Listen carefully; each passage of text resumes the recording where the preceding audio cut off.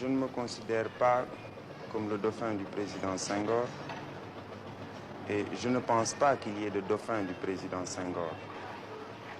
Je pense seulement que je suis un homme en qui le président Senghor a confiance pour une tâche donnée, qui est la tâche de Premier ministre, qui signifie que lui étant chef de l'exécutif, je suis son bras droit pour m'occuper de la direction du gouvernement et pour appliquer la politique qu'il a définie.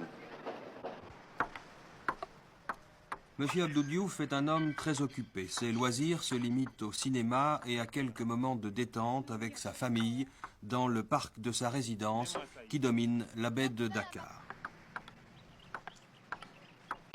Lorsque le candidat Diouf mène campagne en Casamance, c'est le président Diouf qui vient le soutenir.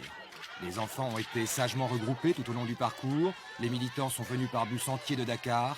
1 millier de militaires se sont déployés pour assurer la sécurité du candidat président. En le nommant Premier ministre en 1970, le vieux Senghor avait vu juste. Ce garçon ira loin.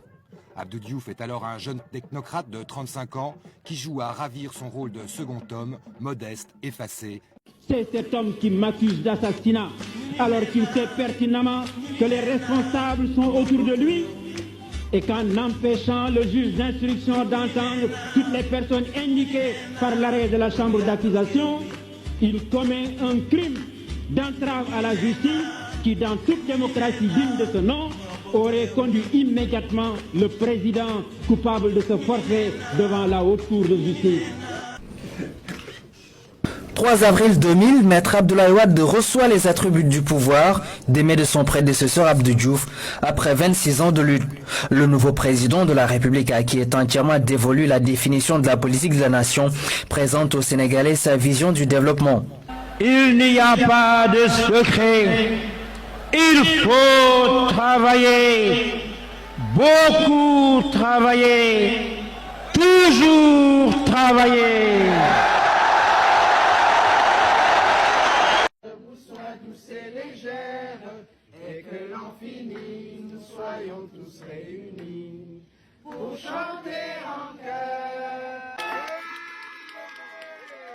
Sénégalaises, Sénégalais, je voudrais aujourd'hui vous parler parce que parmi ceux qui m'envoient des lettres de remerciements, de félicitations pour mes 100 ans, beaucoup sont mes enfants ou mes petits-enfants. Aujourd'hui que je viens de dépasser la centaine d'années. jàpp naa ne war nañu fabriquer ay neuf yu gën a dëgër Sénégal. On manque de neuf qui pénètrent. Il faut ñu am ay attaquants yoo xam ne dañuy toj caax yi. En effet, l'histoire des nations nous enseigne que le chemin du développement nécessite des sacrifices collectivement consentis afin que des lendemains meilleurs puissent advenir. J'appelle donc chacune et chacun à faire preuve de résilience, de solidarité active et d'engagement patriotique face aux défis nombreux et complexes qui se dressent sur notre chemin. Regardez dans la même direction. Celle du proche avenir de nos enfants doit être l'horizon fédérateur de toutes nos énergies.